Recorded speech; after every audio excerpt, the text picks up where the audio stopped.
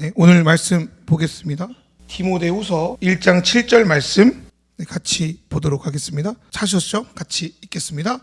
하나님이 우리에게 주신 것은 두려워하는 마음이 아니요 오직 능력과 사랑과 절제하는 마음이니.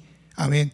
네, 우리는 계속 시시때때로 물건을 구매하고 옷을 사고 좋아하는 영화를 보러 극장에 갑니다.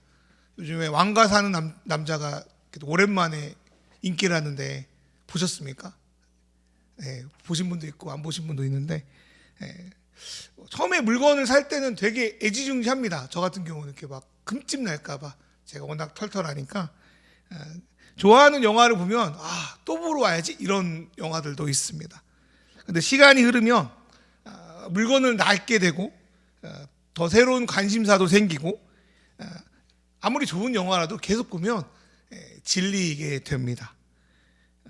그래서 우리는 뭔가를 좋아하는 것, 또 선호하는 것, 더 나아가서 사랑하는 것에 대해서 유통기간이 있다고 생각하기가 참 쉽습니다. 문제는 이러한 생각들을 사람에게도 적용하고 우리가 사는 이 세계에도 적용하고 더 나아가서 하나님 자신에게까지 적용하는 우리의 태도에 있는 것 같습니다. 그런데 생각해 보면 우리가 대하는 대상이나 물건마다 우리는 태도를 달리 하게 됩니다. 왜냐하면 물건마다 가치가 다르기 때문입니다. 만약 그 물건의 가치가 높다면 시간과 어떤 경험 횟수에 관계없이 우리는 그 물건을 함부로 버릴 수 없을 뿐더러 귀하게 여길 것입니다. 예를 들어서 반 고흐나 피카소의 그림을 라면 냄비 받침대로 쓰는 사람들은 없을 겁니다. 금을 아무리 오래 가지고 있다고 해도 그 금을 오래 가지고 있다고 해서 버리는 사람도 없을 것입니다. 그러한 어떤 논리라면 우리가 사랑하는 대상의 가치가 얼마나 고귀하고 값비싼지를 알게 된다면 우리는 어떤 사랑의 유통기간을 무시하고 계속 좋아하고 살아갈 수 있지 않을까 생각을 해봅니다. 우리는 예수님의 사랑으로 하나님의 자녀가 되었다고 믿습니다. 우리가 살아가는 이 지구는 마구 쓰다가 못 쓰게 되면 일론 머스크 말처럼 화성으로 가면 되지 그런 곳이 아니라 하나님께서 우리를 위해서 섬세하게 모든 것들을 조율하셔서 만드시고 나서 참 보기에 좋았다고 감탄하신 세상이 우리가 사는 세상입니다. 메이드 인 갓이죠. 그래서 우리가 사는 세상은 우리가 하나님의 작품인 거를, 또 이 세상이 하나님의 작품인 거를 우리가 계속 인지하고 있다면 우리는 또 사람을 사랑하게 되고 세상을 한 번 쓰고 버려도 되는 일회용품 취급을 하지 않게 될 거라고 저는 생각합니다. 저는 그림을 잘 볼 수 있는 실력은 없습니다. 근데 이 그림을 누가 그렸는지를 알기 전과 그 그림을 누가 그렸는지를 알고 난 후에 그 작품의 평가가 달라진다는 것을 보게 됩니다. 예를 들어서 어린아이가 막 대충 장난친 것 같은 그림을 보고 있는데 알고 보니까 그게 이제 피카소가 그린 그림이에요. 피카소가 이상한 그림 많이 그리잖아요. 제 심미안으로는 그 그림은 좋은 그림이 아니에요. 대충 그린 그림이야. 내 심미안으로는.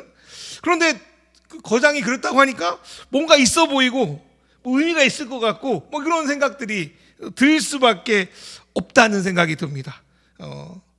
이 세계를 내가 사랑하고 존경하는, 좋아하는 그 하나님이 만드셨고 내가 싫어하고 때로는 질려하는 저 사람이 하나님이 만드신 작품이라는 것을 우리가 정말 믿게 된다면, 계속 인지하고 있다면 우리는 하나님도 뿐 아니라 하나님이 만드신 귀한 작품들을 사랑할 수 있는 힘이 생긴다고 생각합니다.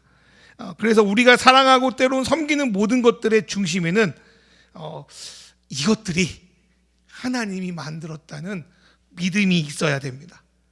그렇게 대상을 믿음으로 가치 있는 존재로 여길 때 우리는 비로소 조금씩 사랑할 수 있습니다. 창조 세계도, 이웃도, 우리도, 나 자신도 말입니다. 그러나 우리가 그런 것들을 사랑하지 못하게 하는 가장 큰 장애물을 오늘 성경에서 말씀합니다. 그것은 바로 두려움입니다. 영상에서도 두려움에 대한 이야기를 했는데요. 제가 생각할 때 그 두려움은 크게 세 가지라는 생각이 들었어요. 세 가지 혹은 두 가지. 첫 번째로 결핍의 두려움입니다. 우리가 미래를 두려워하는 것은 앞으로 내 삶에 어떤 종류든지 결핍이 생길지 모른다는 두려움 때문일 것입니다. 결핍은 하나님께서 우리를 사랑으로 풍성하게 하신다는 것을 믿지 못하는 데서 생겨납니다. 자기 힘으로 어떻든 내 결핍을 채우려는 데에서 그 문제가 일어납니다. 유다서시 1장 11절의 말씀은 그 결핍의 두려움에 매몰되어 자기뿐 아니라 다른 이들을 파괴의 길로 이끈 세 사람을 보여줍니다. 가인과 발람과 고라입니다. 이제 첫 번째 가인은 아담의 첫째 아들이죠. 어떤 인정의 결핍이라고 할 수 있겠습니다. 가인은 하나님이 아벨을 사랑하는 것을 넘어서 자기도 사랑한다는 걸 믿지 못했습니다. 사랑이 유한하다고 생각했던 거죠.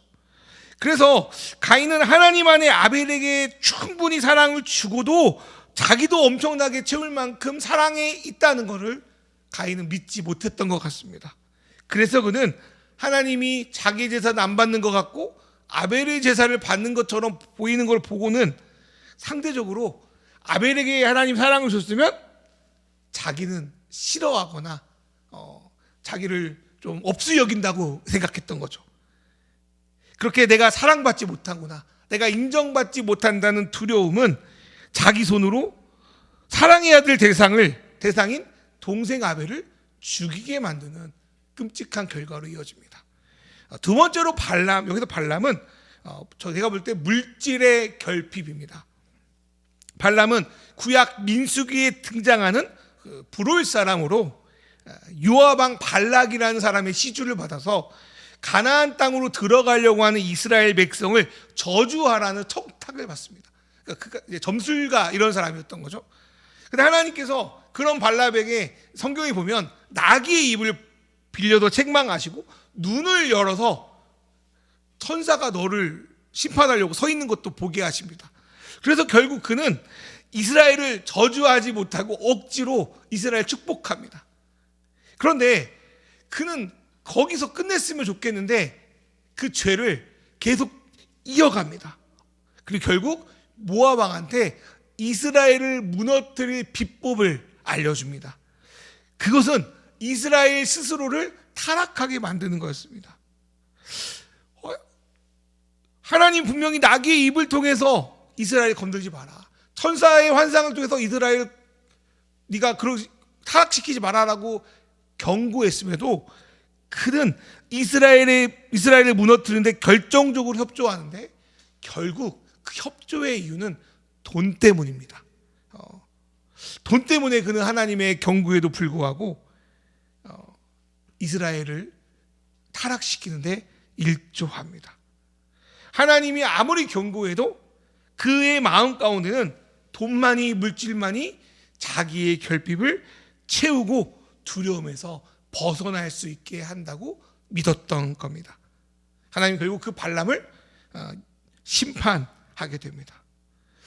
유다서 1장 12절의 말씀을 보면 교회 안에서도 성도들은 말로는 사랑의 식사 애찬을 한다고 하면서 자기 배만 불리고 다른 가난한 사람들, 음식이 필요한 사람들을 돌보지 않음을 지적합니다.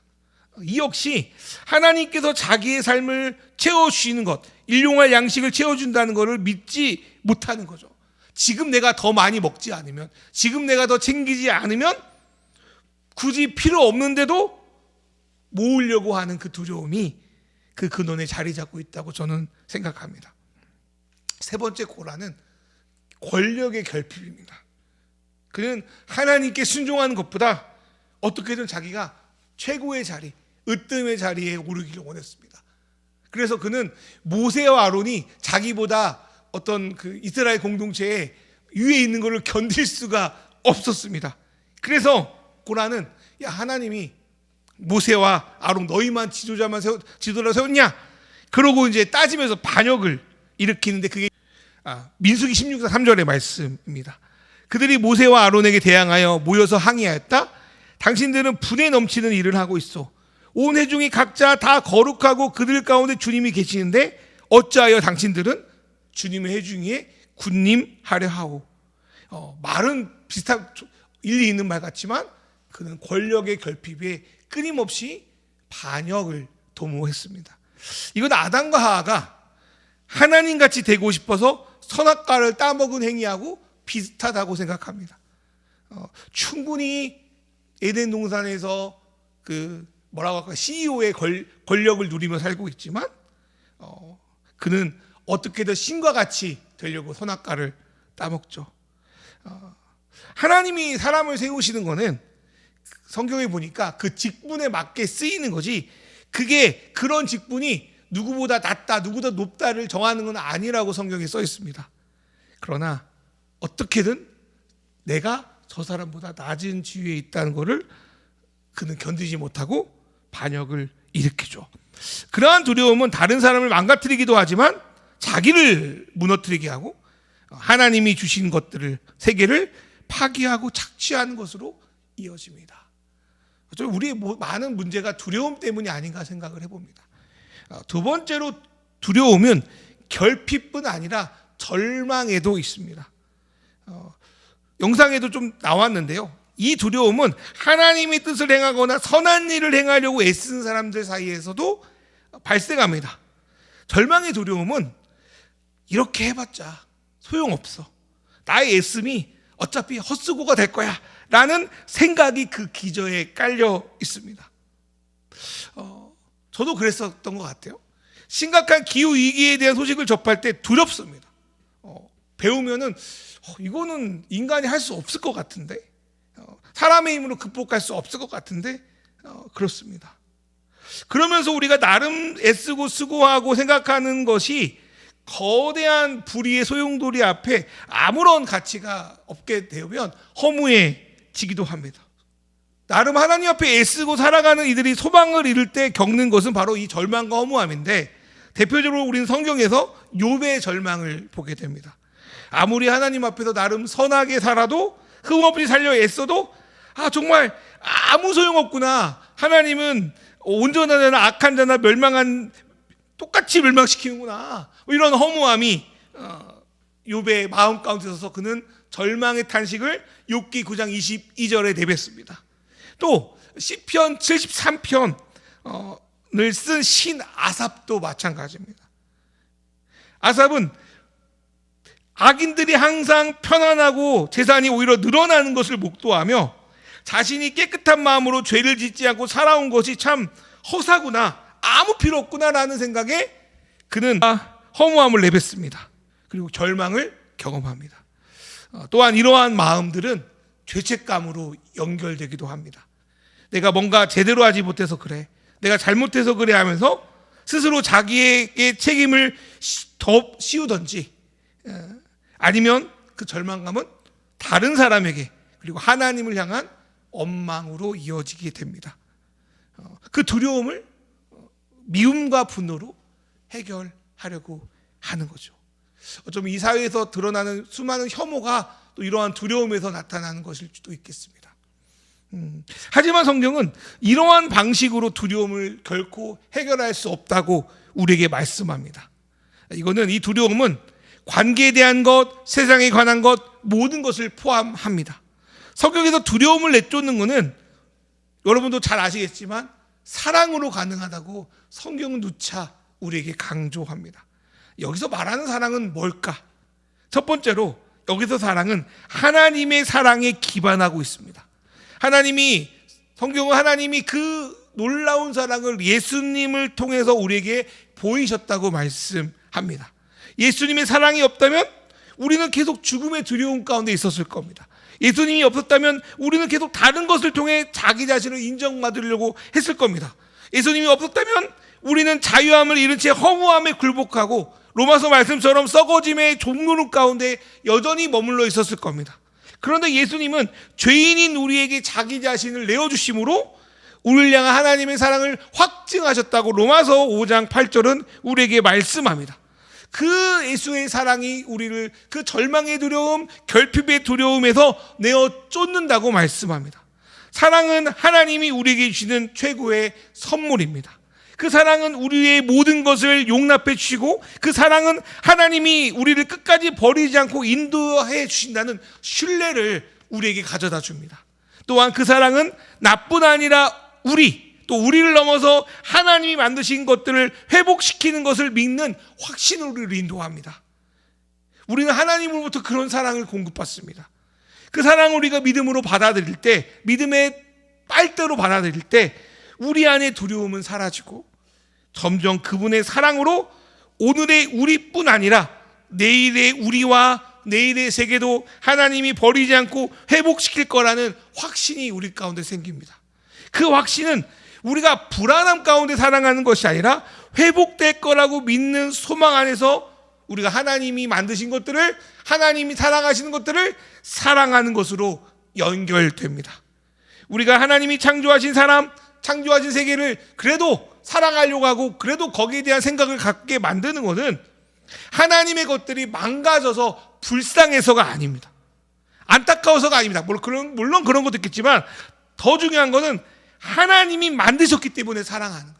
그분이 사랑하니까 사랑하는 거예요.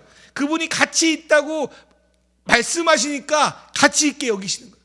그분이 회복하실 것을 믿으니까 회복할 것을 바라보며 사랑하는 것입니다. 하나님이 우리의 가치를 회복시키신 것처럼, 우리를 구원하신 것처럼 하나님이 만드신 것도 원래의 가치를 회복할 것을 정말 믿기에 평안한 가운데 하는 것, 그게 바로 우리의 사랑이 되어야 됩니다. 그래서 사랑은 믿음이 없으면 불가능합니다. 우리가 대표적으로 일회용품을 안 쓰려고 하는 것은 일회용품을 안 쓰는 걸 통해 얼마나 효과가 있다는 것을 증명하려고 쓰는 게 아닙니다. 우리가 일회용품을 안 쓰려고 하는 모든 것들이 어쩌면 때로는 환경에 안 좋은 영향을 줄 수도 있습니다. 그런데 제가 볼 때는 그런 것보다는 우리가 하는 것들은 하나님을 사랑하기에 우리가 우리의 삶에서 내는 표현과 목소리라는 생각이 들었습니다. 그게 더 중요하다. 그리고 하나님은 그 가치의 회복과 사랑의 일에 우리도 동참하고 우리도 나름 목소리를 내라고 부르셨습니다. 그 사랑의 일에 참여할 때, 그 사랑의 목소리를 낼 때 우리는 비로소 우리의 믿음이 사랑을 통하여 일하고 있음을 확인할 수 있습니다. 그 말씀이 갈라디아서 5장 6절의 말씀인데요. 제가 읽어드릴게요. 그리스도 예수 안에서는 할례를 받거나 안 받는 것이 문제가 되는 것이 아닙니다. 가장 중요한 것은 믿음이 사랑을 통하여 일하는 거다. 바울서도 그런 거예요. 그 교회 안에서 할례가 맞냐 틀리냐, 성선설이면 성악설이 맞냐, 여러 가지 문제로 이게 맞냐 저게 맞냐라고 싸우는 게 중요한 게 아니라 가장 중요한 거는 우리의 믿음이 사랑을 통해서 일하고 있는가라는 겁니다. 저와 여러분이 그런 은혜가 있기를 주님의 이름으로 축원합니다. 그런데 오늘 이제 주제 말씀인데요. 디모데후서 1장 7절에 보니까 하나님께서 우리에게 두려움을 넘기 위해서 주시는 것이 사랑뿐 아니라 두 가지가 더 있음을 보게 됩니다. 디모데후서 1장 7절 말씀 우리 다시 한번 읽어볼까요? 하나님이 시작. 하나님이 우리에게 주신 것은 두려워하는 마음이 아니요 오직 능력과 사랑과 절제하는 마음이다. 두려움을 넘어가기 위해서 우리에게 주시는 마음은 사랑과 더불어 능력과 절제의 마음입니다. 여기서 마음이라고 번역된 단어가요, 헬라어로 푸뉴마인데, 푸뉴마는 영이라고 번역할 수도 있습니다. 그러니까 하나님은 우리에게 영은 결국 마음을 다스리니까요. 사랑의 영뿐 아니라 능력과 절제의 영을 부어줘서 우리가 크던 작던 하나님의 마음을 알고 드러내고 사랑으로 나타내게 하신다는 거예요. 첫 번째로 하나님 우리에게 능력의 영을 우리 마음에 주셨다고 말합니다. 세상을 회복시킬 능력은 어디에서 오는가? 두려움을 이기려면 어디에서 오는가? 그 능력은 우리에게 있는 것이 아니라 우리 안에 계신 성령 하나님께 있다고 우리는 고백합니다. 능력은 헬라어로 두나미스라고 하는데요, 영어로는 다이나마이트의 원이 된다고 합니다. 다이나마이트. 그러니까 실제 어떤 일을 이루어낼 수 있는 구체적인 힘과 능력이 나타난다라는 건데, 저는 이 말씀을 묵상하면서 여러분 보셨겠죠. 다 이거는 영화 명량이 떠올랐습니다. 저 이순신 영화는 극장에서 명량만 봤네요. 명량을 봤어요. 밤 늦게 가가지고. 근데 두 가지는 안 봤는데, 단 명량의 배경이 그 원균이 그 이순신이 만들어 놓은 그 모든 배를 다 칠전량 해전에서 다 잃어버리죠. 그리고 이제 자기도 죽어버려요. 그러니까 이제 배가 이제 딱 12척만 남은 상황이죠. 그래서 12척의 배로 왜군 330척의 왜군을 상대해야 되는 상황입니다. 그 상황에서 그 영화를 보면 막 백성이고 장수들이고 극심한 두려움에 빠져 있어요. 그 상황에서 이순신 장군은 그 두려움을 막, 야, 두려워하지 마, 이게 아니라 그 두려움을 용기로만 바꿀 수 있다면 전쟁에서 승리할 거라고 이제 이야기합니다. 그래서 그는 홀로 12척 배, 그 역사 사실이에요. 12척 배 중에 홀로 대장선이 앞으로 진군합니다. 그리고 그 한 척을 가지고 왜군과 싸우기 시작하죠. 자기가 어쩌면 자기의 배 하나를 희생시키면서 그 백성들에게, 그 병사들에게 용기를 불어넣었던 거죠. 그래서 결국 여러분과 제가 알다시피 승리를 취하게 됩니다. 저는 그 용기가 어쩌면 성령님이 주시는 그 능력이라는 생각이 들었습니다. 대장이신 예수께서 앞서 싸우시고 지금도 싸우고 계시니 우리도 싸운다라는 용기의 마음을 저와 여러분에게 성령께서 주셔서 우리 안에 사랑을 실천하는 능력이 나타나기를 소망합니다.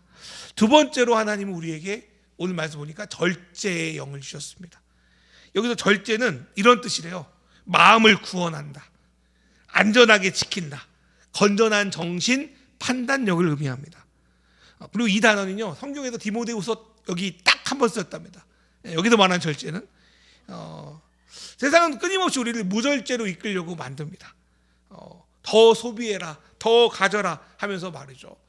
코로나 때 나름대로 환경에 대한 경각심을 이야기하지만 지금은 뭐 그런 이야기들을 찾아볼 수가 없습니다. 인류의 발전은 적당히가 없는 것 같아요. 제가 전에 저희 아내다 이런 말 했던 것 같은데, 이 정도면 이제 그만 발전해도 좋겠는데 끊임없이 계속 발전합니다. 이 정도면 만족스러운데 더 빨리, 더 편하게, 더 좋게를 외치면서 어제 끝까지 가는 것 같습니다. 근데 그거는 나와 우리의 사랑은 결코 아닙니다. 생명을 키울 때 가장 중요한 덕목은 절제인 것 같습니다. 식물과 같은 경우도 사랑한다고 물을 너무 많이 줘도 안 되고 너무 적게 줘도 안 되고 적당히 주는 게 바로 절제입니다. 사람을 키우는 것도 그렇죠. 너무 많이 줘서도 안 되고 너무 안 줘서도 안 되고 적당히, 그 적당히가 참 어려운 것 같습니다. 그 적당히가 바로 절제인데요. 유다서 말씀에서도 절제를 다룹니다. 어떤 절제냐면 하나님 의심하거나 하나님을 떠나려고 하는 사람들을 사랑하고 동정하는 것은 너무 좋습니다. 너무 좋아요. 그런데 그 사랑과 동정을 너무나도 과하게 사용하여 자칫 그들의 거짓되고 더러운 생활 상식에 물드는 것을 유다 사도는 경계합니다. 그러니까 적당히 하라는, 여기서 적당히라는 건 대충 사랑이가 아니라 절제함으로 사랑하고 동정하라는 겁니다. 이 절제의 영을, 이 분별의 마음을 우리에게 주셔서 우리가 지속 가능하게 우리의 마음과 생각을 지키며 나를 사랑하고 우리를 사랑하고 세상을 사랑할 수 있는 그런 삶으로 저와 여러분을 이끌어가기를 주님의 이름으로 축원합니다. 말씀을 좀 마무리하겠습니다. 우리는 우리가 통제할 수 없는 여러 가지 상황의 두려움을 느낍니다. 그 두려움은 결핍으로 나타나기도 하고 절망으로 드러나기도 합니다. 또 죄책감까지 나타나기도 하죠. 그러나 지금 우리가 마주친 여러 가지 고민들, 개인적인 고민들, 관계의 고민들, 또 이 세상에 대한 고민들은 그 역시 어쩌면 더 많이 가지려는 탐욕과 더불어 나만 좀 뒤떨어지는 거 아닌가, 나만 부족한 거 아닌가라는 그 두려움의 공포가 만들어낸 비극이 그 상당수를 차지하지 않나 생각이 들었습니다. 그러나 사랑은 믿는 것을 넘어서 사랑을 나타내는 능력으로 드러납니다. 두려움은 우리를 마비시키지만 하나님 주신 마음은 우리를 조금씩 움직이게 만듭니다. 우리는 이번 사순절 통해서 여전히 하나님이 그래도 이런 잘 모르는 사람들이잖아요. 미국에 또 남해 아메리카에 그래도 일하고 있는 모습들을 목도하게 됩니다. 그리고 이 사랑이 바로 절제를 통해서 나타남을 우리는 보았습니다. 나를 지키며 상대를 위한 또 세상을 위한 사랑이 무엇인지 분별하고 행할 수 있는 그런 절제의 영, 행할 수 있는 능력의 영, 그 모든 것의 중심인 그 사랑의 영을 저와 여러분에게 부어주시고 나타내 주시기를 주님의 이름으로 축원합니다.